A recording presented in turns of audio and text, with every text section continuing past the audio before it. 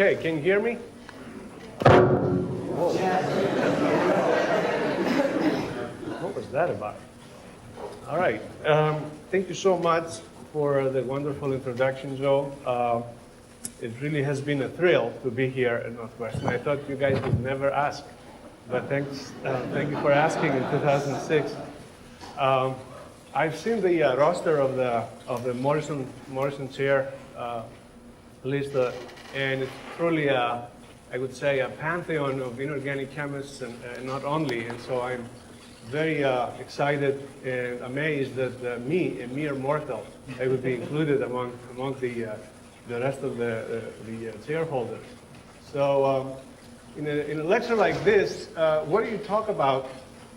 If I do several things, I have many projects, and so if I picked one project to talk about, then I didn't want to offend certain members of my group for not picking their project.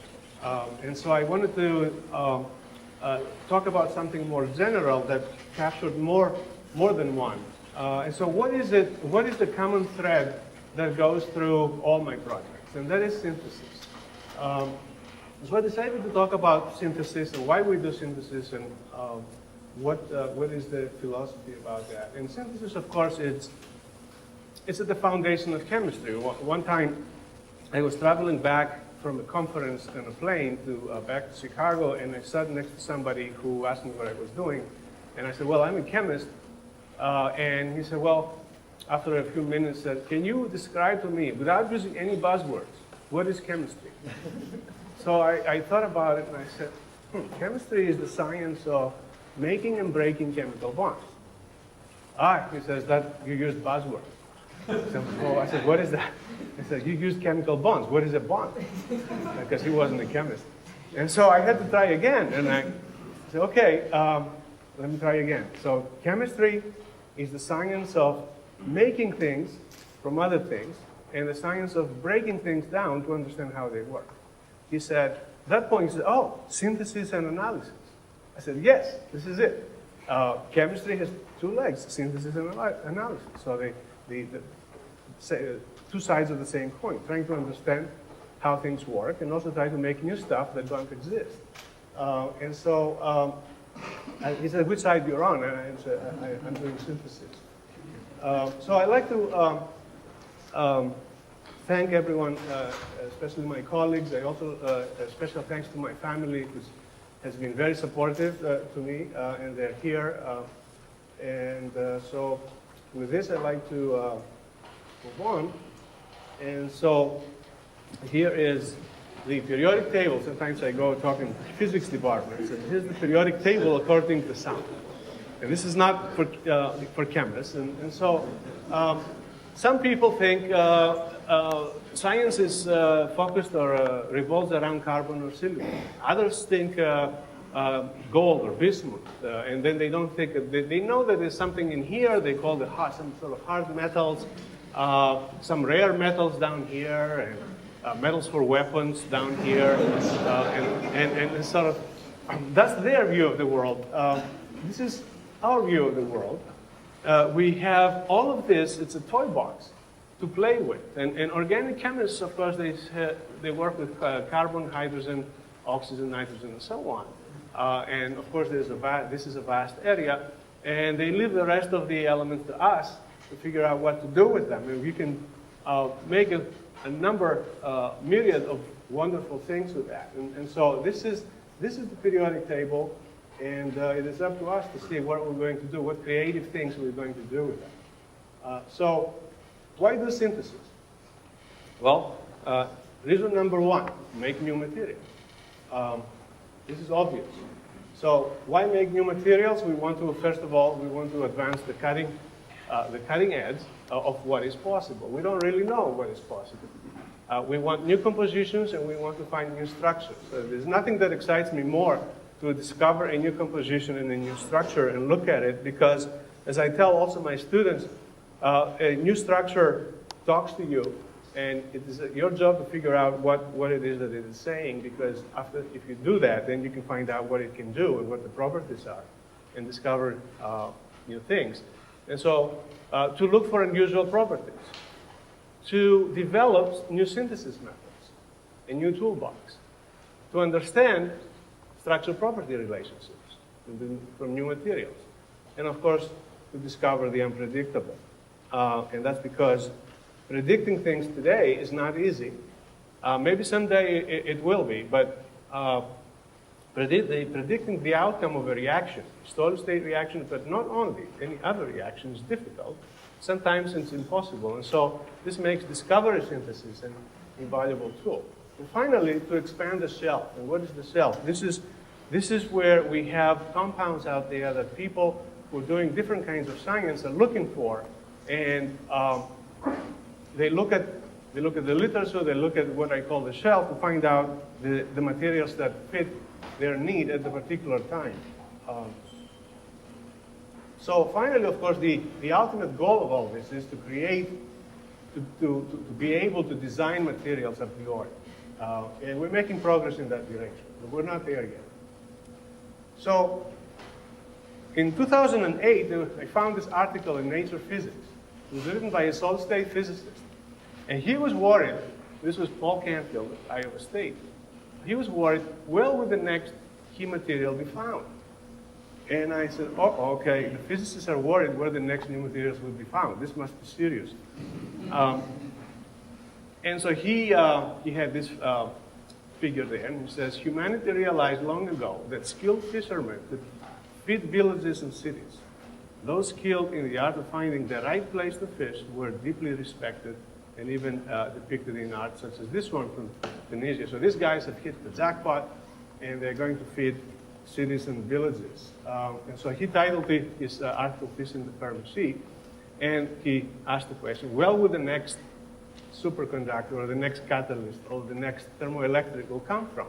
So you put your obsession there, and this is the question. Do we know how to discover new things, to do other things that we're interested in? And so we want,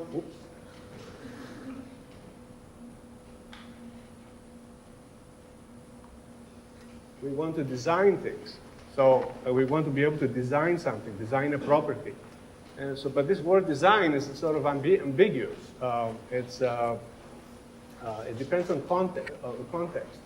So the challenge, so what do we mean by design? So we have, we can design a structure or a composition. That's good. Or we can design a function that a material has, or design some kind of synthesis. So there are many contexts. So the challenge of designing new materials for specific things requires us to span the distance of what we do today and have been doing a lot since the emergence of chemistry, observe and analyze, to something like predict and control. Eventually, we're all scientists, we're all control freaks, we want to be able to control chemistry one way or another, but we're not always able to do that. So this is the ultimate goal. So we can do design today. The question is, the way I see it, there are levels of design that we can achieve. And of course, the ultimate level where I think sort of the holy grail of design is to target a property you want, then synthesize a material that has that property. I don't think we can do that now in most cases.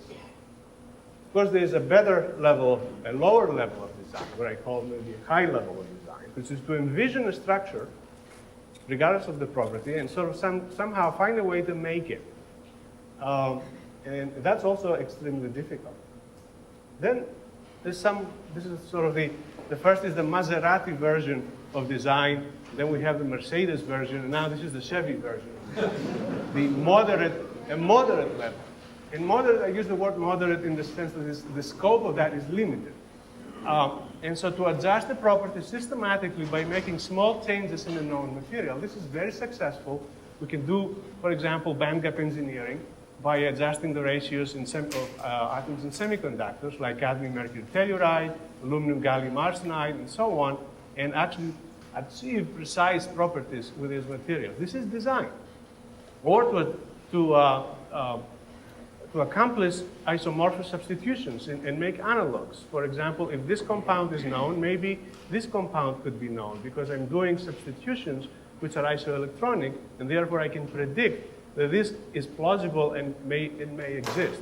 Or I can take one analog and then make other substitutions, say manganese for zinc for cadmium, and make a series of new compounds that will have slightly different properties. That also I call design.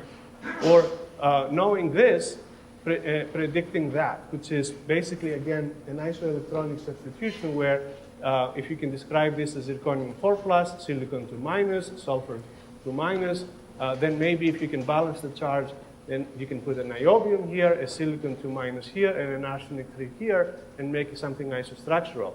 So you can predict this a priori in many cases. So it's a level of design. And of course, there's irrational synthesis. And that is not like putting things at random. This is finding things that you didn't expect, trying to do one thing but getting another. And that is also very valuable and very useful, and in many cases led to breakthroughs. And so we have to acknowledge that as well. So if the physicists are worried about where the next new materials are going to come from, they are much more savvy than chemists, and they'll go to the National Academy and say, you got to have a report. You got to prepare a report that tells how important this issue is. And so this year, the National Research Council, through the National Academy, published this report, Frontiers in Crystalline Method from Discovery to Technology. You can download this from here. It's a rather long report. And I couldn't have paid them enough. I did not pay them, in fact, to write this report. It's exactly what I would have written if I had done it myself. And they say, here's one of the conclusions. This final report reflects not only the committee's concerns regarding the current level of activity in the United States, they mean synthesis, and, but also its enthusiasm and excitement for research opportunities presented now and in the foreseeable future in this area. So it's on their radar, and they are worried about whether we're doing enough discovery and enough synthesis. So here's a virtuous cycle. How do you get to design? So first we have a hypothesis, and you use the hypothesis to run reaction chemistry to make something new. You run the reaction chemistry, you make a new material. Then you learn from the new material. You don't put it aside. So new material creates hindsight and insight, both. Not only insight, often hindsight is very useful, and a mixture of the two. You say, this is what I should have done. Then, of course, hindsight and insight lead to foresight. Now you have foresight, you can predict something new and make a new hypothesis. And you can run a better reaction, a more clever synthesis. And so all of these things eventually lead to new science, new applications, and a better design. So this is where I believe. And so let's move on. Since we're doing solid-state chemistry, this is, if you were a solid-state chemist and you didn't know anything, this is what you would say. If somebody would come in and say, I want you to develop the carbon-hydrogen-oxygen system. I want you to find me all the compounds that are possible in that system. So what would they do? They'll take carbon, hydrogen, and oxygen, they'll mix them together, put them at 800 degrees, and heat them up for 2 weeks. And the student will come back and say, I found everything. I know the system. We have carbon dioxide, carbon monoxide, we got methane, we got formaldehyde, and so on. And let's write the paper and move on. Of course, if I went to Rick Silverman or Carl Scheidt, I said, you dummy, you're not doing this right. You have to turn down the heat. You can't do it that high, and you need to use solvents. And so when you turn down the heat and you use solvents, then you stabilize kinetically compounds. And sort of the range of compounds broadens. For example, if you did this not at 800 degrees, but at 500 degrees, you may have a few more entries. And as you lower the temperature more and more and more, by the time you get to room temperature, you have organic chemistry. Can we learn from this? And so what are you going to do for solvents? And we need to find the proper solvents for this. And so one good class of solvents is these salts. If you melt salts, often these molten materials will dissolve other things, and then you can do chemistry. And then you can lower the temperature of traditional solid-state chemistry by several hundred degrees, and then discover new stuff. And so the idea here is to use novel salts and lower the reaction temperature in hopes of isolating new compounds that maybe at high temperatures will be unstable. And so here's one type of class, the polychalcozanide class, that we've done a lot of work with. The reason is that these things, here's an example, sodium 2SX, X can be anything. They melt at relatively low temperatures, and then they have several advantages. You can run reactions, you can grow crystals, which means you can do further studies, then you can study a number of compounds. And the way you study that is you melt, you take one of these, and you look at this both as a reagent and as a solvent, and you add some metal that you're interested in, and these are all solids. You melt them, you get a homogeneous melt, you wait some time, and then things form. Maybe sometimes you have to cool. When they form, you get crystals, and then if you have a way to remove the salt, you can actually see, you can make new compounds that way.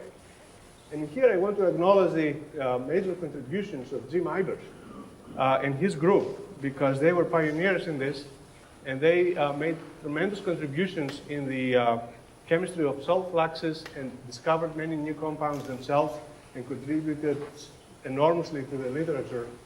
Maybe even half the papers in this area are by Jim Ibers in his group. But they have impacted us and inspired us in our own synthesis. So here's an example of what you might expect. These are the individuals in the lab right now who are involved in this chalcozanide project. But let's say if you put copper in molten K2SX, and if you run this reaction, the same reaction, but at different temperatures, you'll find different products. And as the temperature gets lower and lower, you will get more and more complicated looking materials. And so this validates the idea that the lower temperature could give you novel compositions. So let's go into one system that we did a lot of work with, and that is the lead, and M here can be antimony and bismuth system. And here we would, this is a very interesting system because it's very adaptable to changes in composition, N, M, and P, to the point where I call it infinitely adaptive in the sense that here's a system where no matter what N, M, and P is, you will make a new compound. And so it's a great way to understand trends and to understand structural evolution and property evolution. So here you see only a few members that derive from such a composition diagram.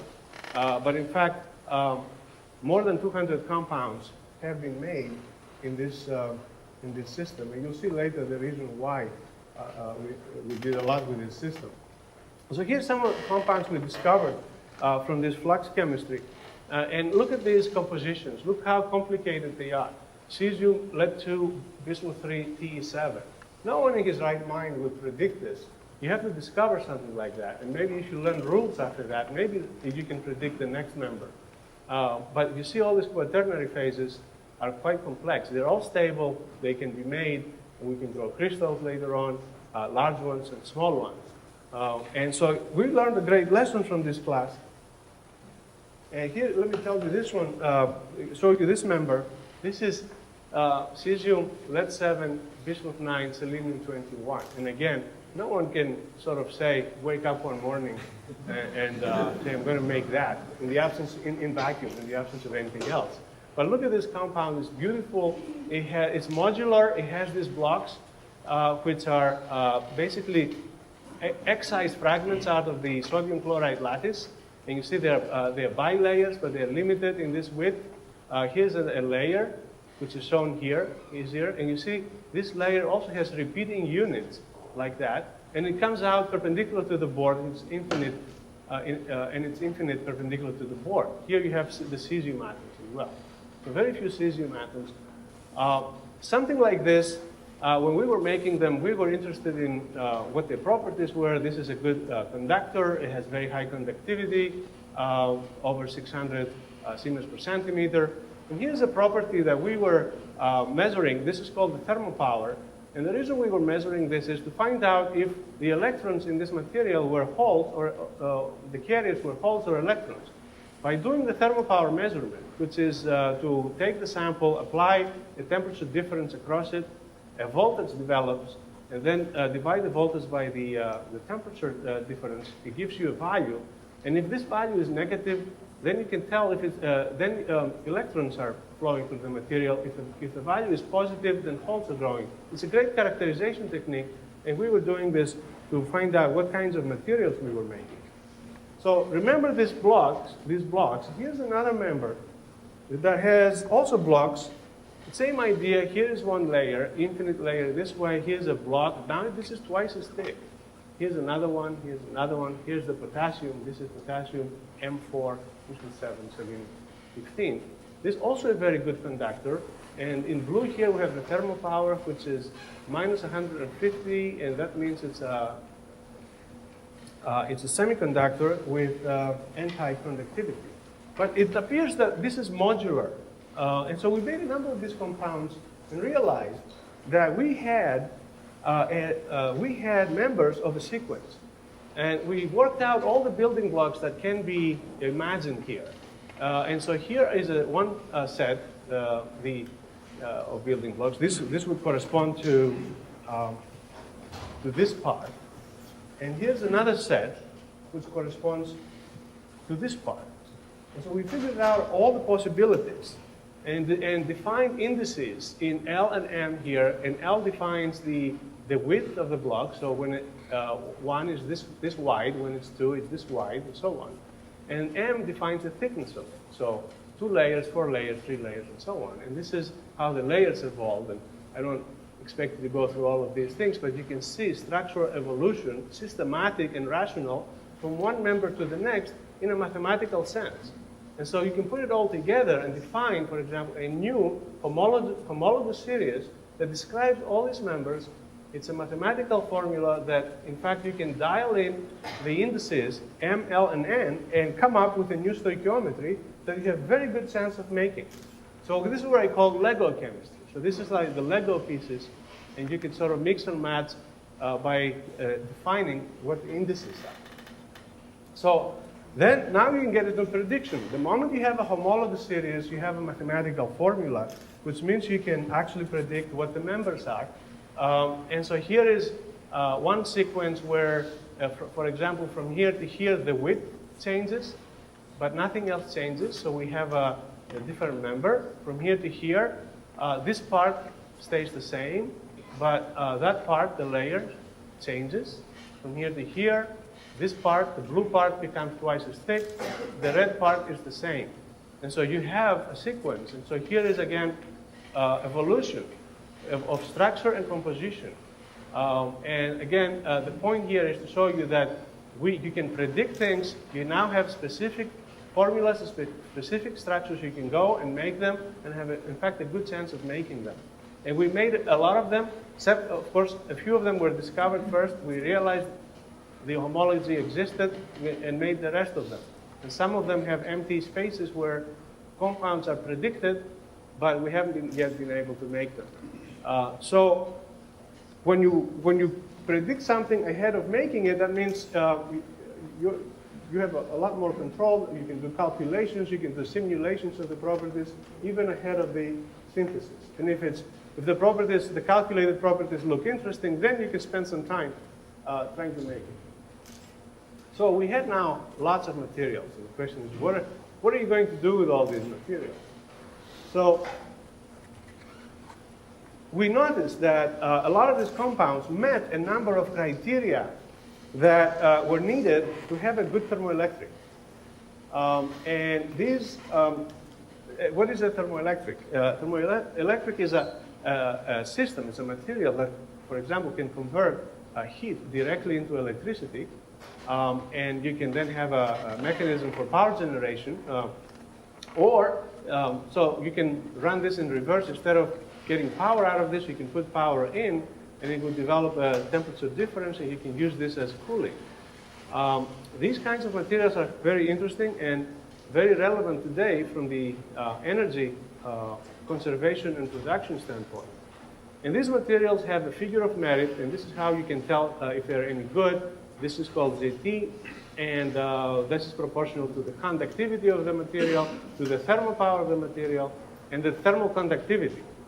You need very low thermal conductivity so that you don't have equilibration of hot and cold. There's a hot side and a cold side.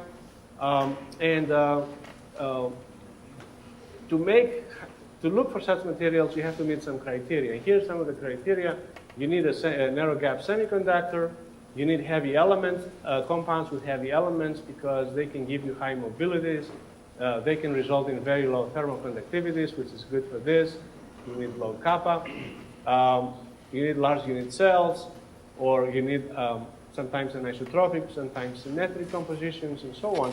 And when we looked at this, we said, many of these members over here meet some of these criteria. So we started testing for properties. And so here's a compound that we developed, cesium bismuth tellurium 6. Here's again the modular character of the compound. Here's this block repeats.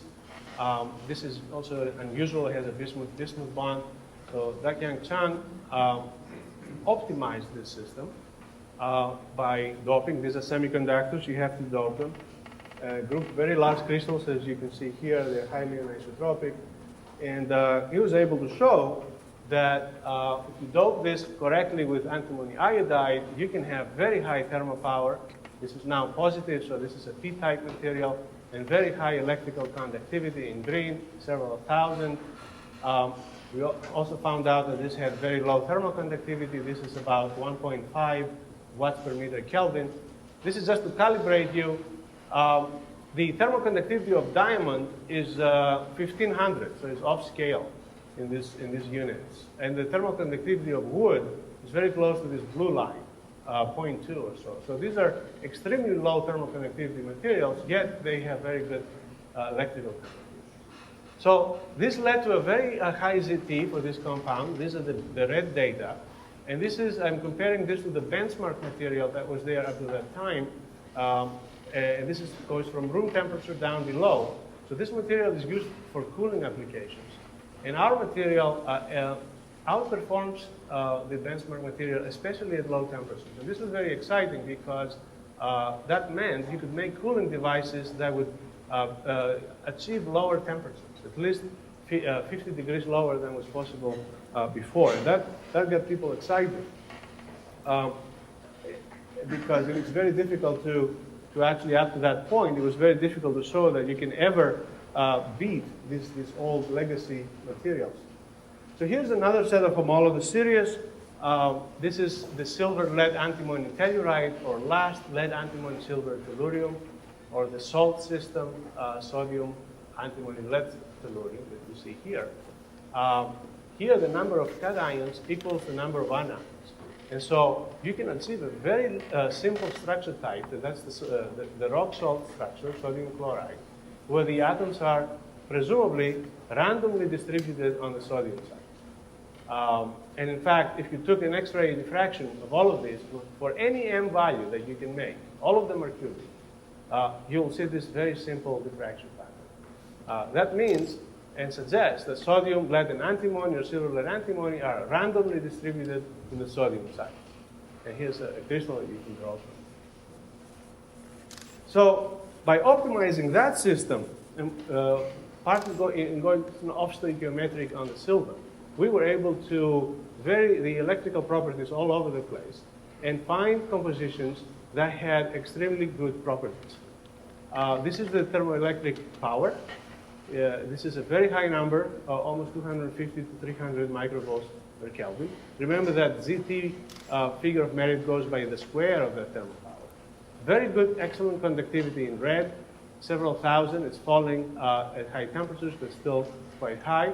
And most surprisingly, the thermal conductivity of this material, the lattice thermal conductivity, was very, very low, shown here. This is the benchmark material for high temperatures. And this is the lead telluride, this is the blue data, and we were able to get 1/3 the value between temperature, half the value at high temperatures. And the surprise was that this was much lower than the theory, what theory predicted for that kind of system.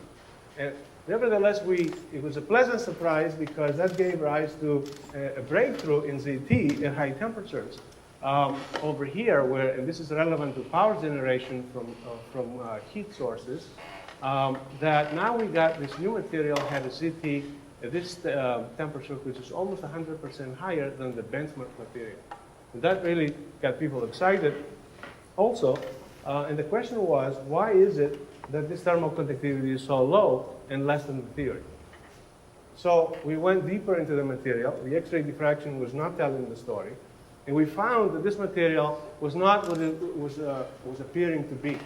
It was an inhomogeneous system. We found precipitates all over this material. And these precipitates were different from the matrix in composition and sometimes in structure. So here you see a beautiful nanodot. This is 10 nanometers, having precipitated in a matrix of something else. Here's another example. Here's another example. And these were all over, whereas this benchmark material does not have that, and it's all homogeneous. We also learned that these structures are what we call nanostructures as rich in silver and antimony. So this is atomic resolution microscopy that was able to tell us that. So we thought this might have something to do with the low thermal conductivity. And here were one explanation of what drives this inhomogeneity. The random arrangement, which is the homogeneous state, it's a solid solution. We call it a solid solution. That would require silver and antimony to go at random places. But if that were the case, then locally they would not be able to balance the charge because it requires a 2+ ion here, like lead, but it has a 1+ ion, like silver. So here too, this is a 3+ ion, and the system really wants a 2+ ion. And so locally, energetically, it's an unfavorable state. It's a high energy state. So if somehow these two could find their way into being neighbors, now, at least locally, you can say the average charge is 2+, okay, 1+ plus 3+ divided by 2. But if you did that, you have nucleated something else here. Now, they have a chance to do find each other because these things are made from melts, and the melts cool. And so there is plenty of opportunity for the ions to look for each other. And now you nucleated something else, and then presumably this can grow, and essentially have a new phase in a matrix. So this is a low energy state. It's more thermodynamically stable than that, and it should want to form. So if that's the case, then this ought to work too. Sodium is 1+ instead of silver. We can make the salt system. We can make it with any M value we want. And this also is inhomogeneous. See here, this beautiful precipitate. And this precipitate is rich in sodium and antimony. And the matrix is poor in sodium and antimony. So we have definitely a nice clear interface over here. And this is important in a second. And these materials too have very low thermal conductivities. In fact, some of the lowest ever observed in these systems. And these compositions are shown here. And again, this is the P-type material. And we can have very substantial enhancement at high temperatures. So that has positive implications for making devices that are much more efficient in converting heat to electricity than it was possible before. And so why is the thermal conductivity so low? And so there's strain in the interface. The key is in the interface. When heat flows through materials via lattice vibration, via lattice vibration. So when you have a wave of heat coming in, an acoustic funnel, as we say, and you find something else here that is different, it can scatter. And if it scatters, that frustrates the heat flow. So you have low thermal conductivity. But look how coherent this dot is. We call it endotaxial. Endotaxy as opposed to epitaxy because it's lattice matched on all sides, in all three directions. Here we have a coherent species where you can start from an atomic row on the outside, go in, and exit on the other side. And so if you are an electron, and the electronic structure of this is similar to the electronic structure of the matrix, if you're an electron, you may not know necessarily you're going through this material. So it's, you may not scatter if you're an electron, but if you're a phonon and the mass of the atoms here is different from the mass of the atoms here, and because vibrations have to do with masses, you might scatter, you would scatter. So here we have then a case where we can do this. We can scatter the phonons and decrease the kappa without actually doing too much damage on the conductivity. And this is why this thing works, giving you very low kappa and high numerator that gives you the high ZT. Well, this made, this changed everything, changed the way people thought about this problem. It's not, you don't want necessarily homogeneous materials. You want inhomogeneous materials. It changed, in some ways, the game, the way the game is played here, because everybody understood how important this interface is, and now everybody's trying to engineer nanostructured systems with these kinds of interfaces, and it's working in other systems as well. So in a way, it's a change in paradigm on how to go about this. So if that's the case, then maybe we can do this by design. So we chose this system. Lead telluride, lead sulfide. Here's the phase diagram. And in the phase diagram, it doesn't do a solid solution. There are several regions in the phase diagram. This is the very dilute limit of lead sulfide in lead telluride. When it's very dilute, we have a solid solution. Means random distribution. This is the melting point.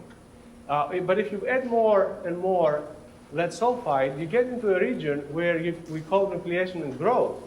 And things begin to precipitate here. So lead sulfide is not soluble in lead telluride. You get these nanostructures. And then over here, it actually phase separated. And so what we can do is we can take this system, and this is the work of Stephen Girard and Don Androulakis. We can take this system and test the idea. You take a liquid and quench it. And because now it doesn't have time to order, you can make a homogeneous system and then heat that system and watch it nucleate and become nanostructured. And so here's a quenched sample that is beautiful solid solution. This was done in collaboration with Vinayak Dravid and Jiaxing He, who is a postdoc, a joint postdoc in our group. And here is a solid solution of quenched material. And what we've done is we heated this sample up and measured in situ the thermal conductivity in red. So as you heat up, the thermal conductivity collapses very fast, loses almost 60% of its value up to 550, and then stays flat. And this is what then the material looks like. So everything is precipitated. And then when you cool it, it stays low, and you can go back and forth as many times as you want. This only happens once, because this is metastable, and this is thermodynamically stable. This is spectacular evidence, in my opinion, for the proposal that these nanostructures really reduce thermal conductivity below the limits, below the theoretical limits. So here's the lesson that we've learned. So how do they work? Paraphrase from a movie, inhomogeneity is good. So the phonons scatter through the interfaces of the nanoparticles. The electrons, they don't as much. They do a little bit, but not as much. Overall, you have a gain in ZT, and so you win. So this is now the new paradigm on trying to increase ZT to even higher levels for a greater efficiencies. And this has led to significant new materials to contributed into the small universe of thermoelectrics. And see here you see ZT versus temperature, almost all the materials known so far. And these materials on the N-type in circles and on the P-type in circles were contributed by our group. They're all significantly more than 1.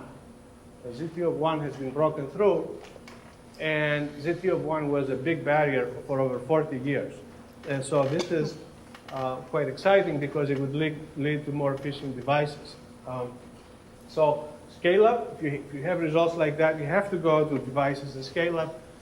We're collaborating with Michigan State Group, headed by Tim Hogan in the electrical engineering department, and he's making devices. We taught him how to scale up these materials. This is a 200-gram sample that they grow. We also grow in our lab sometimes, but they have a production facility there. You can cut them and then experiment with building devices and metallization. So here is one device. We expect to demonstrate device efficiency of 14%. This thing works. You have delta T here at 600 Kelvin, and it's putting out 8 amps at 0.5 volts. So it's about almost 1 watt. So that's the thermoelectric story. So let's move on back to, so we got here from an exploratory synthesis. Here's some more exploratory synthesis. What happens if you put 2 different elements in a molten salt? We isolated beautiful crystals of this compound. Look how complicated this is. No theorist would have told us, you know, this is stable and you can make it. You have to discover it. Here's what the crystals look like. This is the work of Nan Ding, Manolis Manus, Jos Merch. This is a beautiful compound because it's a porous material. And here's the structure of it, and it's a framework, and it's made out of clusters. So here's a cluster.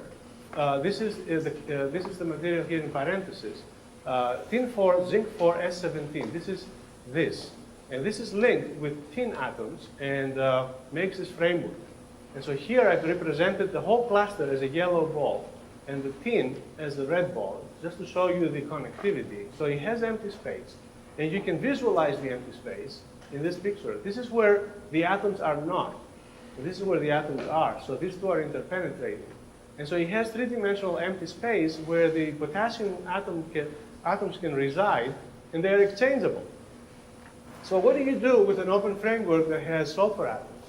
Well, from freshman chemistry, these are soft atoms, so they like to bind to soft Lewis acids. And so we tested that against ion exchange on mercury 2+. And this is tremendously effective in capturing mercury ions from water.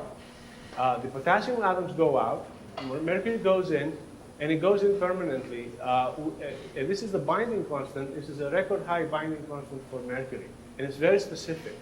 It works in aqueous solution and is discriminating against all of these ions. They don't interfere with the capture of mercury. In fact, it will take water from several ppm down to less than 3 ppb, which is the EPA limit, and make the water drinkable. And so, for remediation purposes, you could, based on this binding constant, you could treat 100 million gallons per kilogram of this water and purify it. Now, interestingly, in the absence of this, in the absence of mercury, the material is selective for cesium. These windows happen to be perfect for the cesium, for the cesium atom, and it discriminates cesium against sodium, against potassium, and other things. And this is promising for nuclear waste remediation because cesium is a byproduct of the nuclear reactions. The final topic I'd like to link here with as far as synthesis is to make another class of compounds, which are between metals, the intermetallics. The intermetallics, chemists are afraid of intermetallics. They don't want to think about them, they don't want to work with them because they don't understand them, and you will see why they don't understand them. We don't understand intermetallics. And yet, the great Linus Pauling already recognized that this is it's a great field of chemistry, and it has been largely neglected by chemists. John Corbett also, who works in intermetallics, he said the same thing. There is chemistry in intermetallics. But how do you do intermetallics? How do you combine different metals? Because they're very refractory. You have to heat them up to extremely high temperatures. Then you don't get nice materials. And so can we bring the solvent idea and make progress here and lower the temperatures and make novel compounds? So we thought of Liquid aluminum. How about liquid aluminum as a solvent?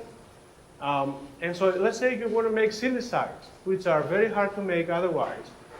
2,000 degrees sometimes may not even be enough to make a good silicide. But look at this. This is the phase diagram. This part here is the liquid region. This is the solid region. If you had 30% silicon in aluminum, all you have to do is heat it up to about 900 degrees, and you got a legitimate, bona fide solution of silicon into aluminum. They don't make a compound, and it's very hard to dissolve silicon anyway, unless it gets oxidized. And so, if you take then silicon in aluminum, can you do reactions like this? If B was soluble in aluminum, A plus B going to C, doing it in aluminum. Then, of course, you have to remove the aluminum, and that's okay. You can dissolve it in acids or bases, and if your compound is stable, you will get something. So here's what's possible. You can put various elements that you're interested in. So a rare earth, a transition metal, silicon, put it in liquid aluminum, run the reaction, isolate the products, and look what you can find. You can make, for example, these things. Look how complicated they are. These are not disordered. These are crystal structures where every atom is ordered. These are compounds that there's no way could have been predicted to exist. But they exist, and some of them are shown here as examples that grow from this liquid aluminum and by extension liquid gallium and liquid indium. And so this is the project of Melanie Francisco, Sebastian Peter, and Maria Condrudi, who has just graduated. So what can you do with it? Here is you can do chemistry in liquid aluminum, and you can make series of compounds. This is when you react gold with rare earth, and so you can make a series. And now you see there is systematics again, and homologous series are emerging, where you have adjustable blocks that are rationally changing. So again, you can define homologous series, and that means you have now predictability, and you can predict the next homolog and the next homolog, and now you have something systematic. So this was the work of Susan LaTurner, who is now, who just got tenure at Florida State University this year, as promoted to associate professor. So here's an example. So what do you do with these intermetallics? So we thought, okay, here's a complex intermetallics. This is a beautiful structure, even though it's very complicated to describe. I had a hard time writing this paper because I didn't know how to describe it, so I'm not going to do it here. But all you have to take from this is there's an aluminum network, which is really an aluminum-aluminum bonded network, and that network is stuffed with silicon, with iron, and rare earth. Here's the green rare earth. So Danielle, I asked Danielle to say, take this and see what happens to this if we put it if we heat it up at 1,000 degrees. Normally what should happen is it should oxidize and fall apart into the oxides. This is a reduced material. It should go to silicon oxide plus rare earth oxide plus iron oxide and all of these things. So we did it. For 1 hour at 1,000 degrees, nothing happens to it. So this is the material that you put at 1,000 degrees for an hour. Originally the surfaces are smooth. The surfaces are less smooth afterwards.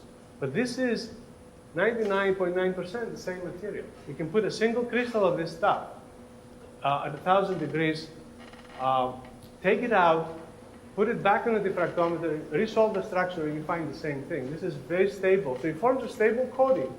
And then it's a very great barrier to the oxygen, and it doesn't oxidize any further. That was a surprise because it has implications into creating really highly refractory materials.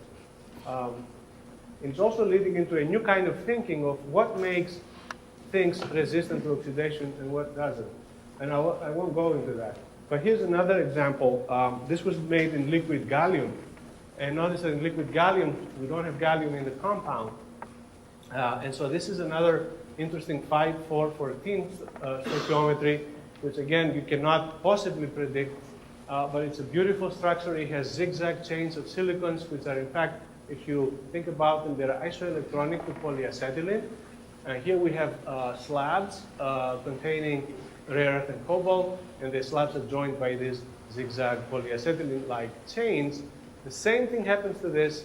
You can put this at 1,000 degrees, and it just sits there. And this is the sample that stood there for several hours and survived. So we may have a new way, a new class to make materials that are interesting for coatings under extreme environments and so on. So from this we learn reactivity patterns, and I'm not going to go through this, but this is the insight and the hindsight that I was talking about, which then leads to the foresight. I want to say that exploratory synthesis eventually leads to synthesis by design. And here's an example. TNT was discovered in 1863. Do you think somebody said, I'm going to design TNT. I need an explosive. It's 1863, and I'm going to put nitrates and toluene, and I'm going to put 3 of them, and it's going to blow up when I want it to. No, this was discovered. Somebody was playing around with toluene in nitration conditions and discovered this compound. This was yellow. At first they used it as a pigment. Then they found out it's an explosive. So this was exploratory. Then, several 100 years later, you can make dendrimers using special rules that you have learned the previous 100 years to generate complex systems like this 5th generation dendrimer. Or you can say, oh, I look at this molecule, and I can tell you in 35 steps how to do this, and go and do it. So organic chemists can do this. And the question is, can we get there in X decades or X hundreds of years? We don't know. But eventually, this is what, if we're learning, this is where we are going. So, conclusions. Everything is made of something. So it is up to us to go and make it. Discovery synthesis is at the foundation of chemistry, so we have to understand that. Synthesis methodologies are critical, and we should be doing it. So some materials are ahead of their time. You make something and you don't know what's good for. Okay? So apparently useless materials today may be the hot materials of tomorrow. Maybe you say, oh, I don't believe that. You're just saying that. But here's some examples. These things, here's an antimonide. It was made in the 60s. Nobody knew what to do with it. Suddenly it's a hot thermoelectric. This one too. Gaitsko made this in Germany in the 60s. Here's a silicide. Turns out it's a great heavy fermion material the physicists love to study. This one, very old material. You dope it a little bit. In the last 3 years, boom, it's a superconductor. Now everybody's crazy about this class of materials. MgB2, of course, the oxides, another story. In the 80s, they were known before they were discovered to be superconductors. Something like this. I used to play with that when I was a graduate student. Now it's a potential candidate drug for cancer therapy. It's interesting for other reasons. So, finally, if it doesn't exist, you can't measure it. So if you're a physicist and material scientist, you need to have a source of new materials. But here's the grand challenge. Design specific compounds to obtain specific properties. We cannot make a superconductor. We cannot make thermoelectric that we want to make, say with ZT of 2, 3, or 4. It takes hard work. We cannot make a stronger magnet. We cannot make a better ferroelectric. So all the great ones we have that we discovered somehow, or maybe discovered then optimized. So many years ago, Heraclitus, a Greek philosopher, wrote many things, but he wrote also, expect the unexpected or you may not find. So this is the justification that Heraclitus gives us for doing this kind of synthesis. Here's a great quote that I like, and that came from Robert Kennedy, who said, there are those who look at things the way they are and ask why. That's great. I dream of things that never were and ask why not. And this is sort of the synthesis part of science. And this is great inspiration. I've been fortunate. I've been fortunate to have great collaborators over the years. I learned how to collaborate by being a postdoc here in Tobin's group. And so this was a great experience for me. This is the whole roster that you see here. Many of them now are also at Argonne because I have a joint appointment there. My old MSU colleagues, new collaborators at Northwestern, and so I'm looking forward to doing great things. I want to give special thanks to two individuals, and that is my advisor, Dmitry Kukovanis, who is at Michigan, and you know who this is. And so what did I learn from these guys? I was trying to figure out what did I learn from them. And of course I learned a lot of things, but what is the most significant that struck me best? And one thing is, from Dmitry I learned you do not live in a vacuum, he always used to say. You have to be a good colleague, you have to watch out your actions, you know, there are other people around you, you have to mind your colleagues and your students in your environment. So don't live in a vacuum. He's, of course, one of the most incisive chemists that I know. He's a great chemist, very imaginative, and a great human being. What did I learn from Tobin? The best science always wins. That's what he used to tell us, and I think that's right, very right. The best science always wins, and we should try to do the best we can to do the best science. So thank you, Tobin. Thank you, Dmitry. I want to thank my group. This talk is dedicated to my group. The current group and past groups, they're all sitting over there. And I showed their pictures, but I didn't show all their pictures because some students are not working in these projects, and so I didn't mention Young Tag here, Alex Katsoulidis, Ronald Soriano, Myung-Gil Kim, Santanu Bag, who is now a postdoc in the Hub group. So I want to thank you all because without you, we will, since I don't work in the lab, I don't do anything, I just talk about these things, I wouldn't be here. This is the group at Argonne, Dr. Tak-Yang Chang and Ilya Todorov, who is a postdoc. These are past groups, both from Northwestern and before I came to Northwestern. And these are the agencies who paid for the funding. We're really grateful to the National Science Foundation who got it started, DOE, ONR, Homeland Security, DEFRA, Dow, Corning, and so on. So I want to thank you for your attention.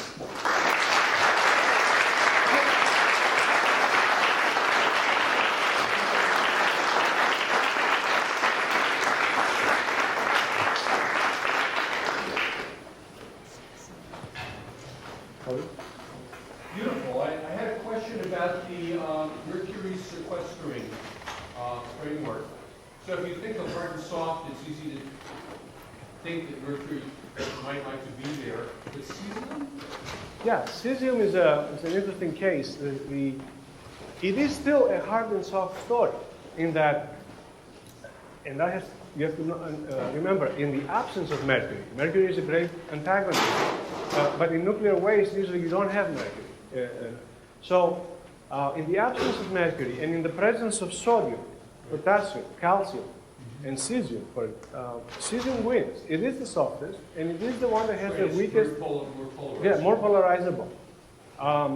That's one. And two, it sheds its hydration sphere very easily, and it enters unsolvated. Whereas sodium doesn't. It's solvated by 6 or 8 or 9 sodium water molecules. And that looks huge to the material, so it doesn't go. The same for calcium.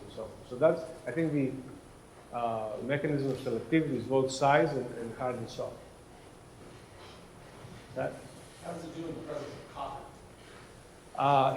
Copper interferes. Difficult. In fact, copper is captured by the material. And what's the competition? the competition, Copper 1. even copper 2, because it probably gets reduced. We didn't do a lot of studies with copper with this material. We did studies with lead and cadmium to compare. It's more selective for mercury than for cadmium, and hardly a little bit selective for lead. It's best friends with mercury. And so there are some other ones, but I think if mercury is there, it will be captured first. So I was just trying to think what the relative concentration of copper in drinking water is of mercury. Oh, well, I don't, Very, very low states, right? very low states. I don't know about, Interfere with the other. right, I don't know if anyone of you knows how much copper is in water, but in mercury, it has to be less than 3 ppb. Yes? The copper EPA limit is about 50 ppm, and the mercury EPA limit is like 10 ppb, a little bit less than that. Okay. So there's a great concentration of copper in the water versus. We used regular tap water to do this, and it doesn't, we didn't see any evidence of copper.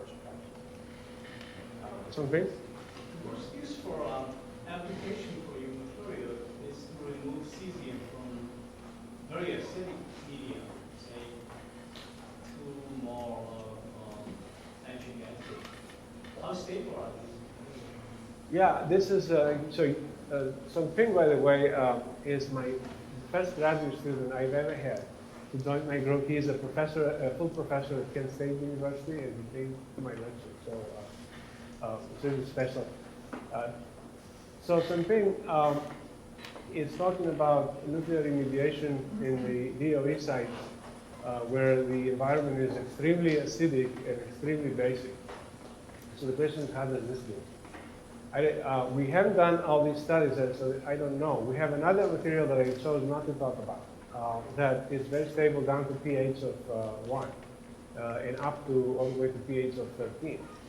In that range, it is very good.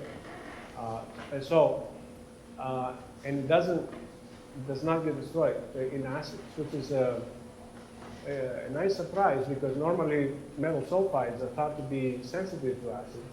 Not these ones. We have discovered a number of these things that are stable in aqua region.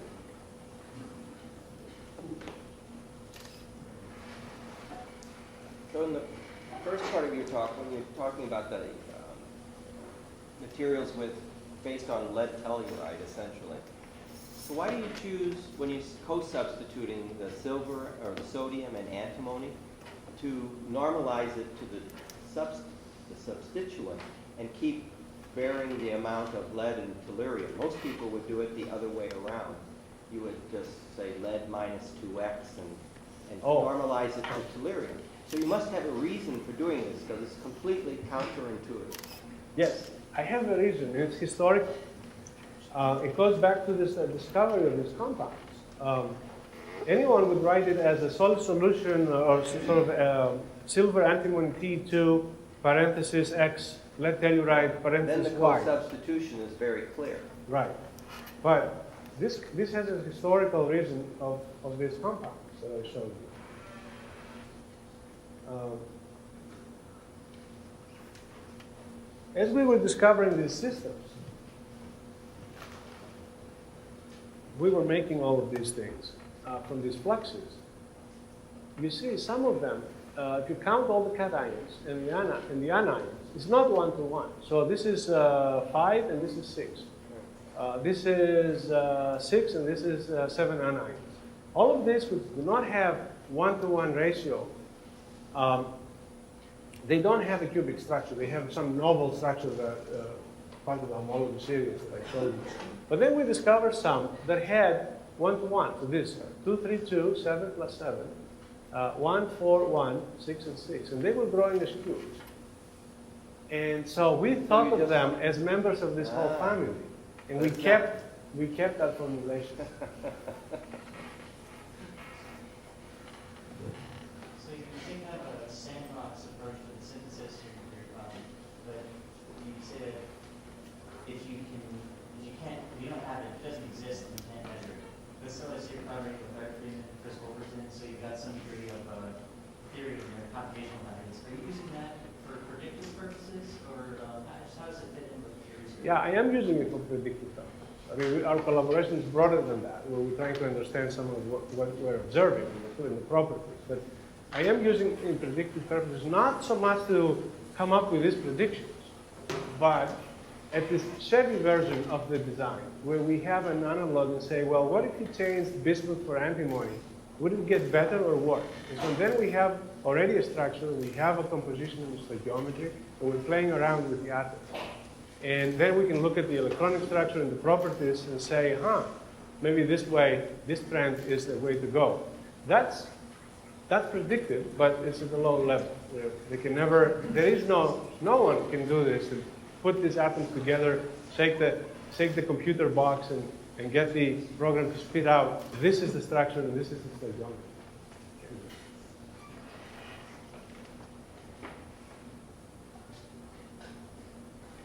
Well, if we're done with questions, please join us for the reception outside.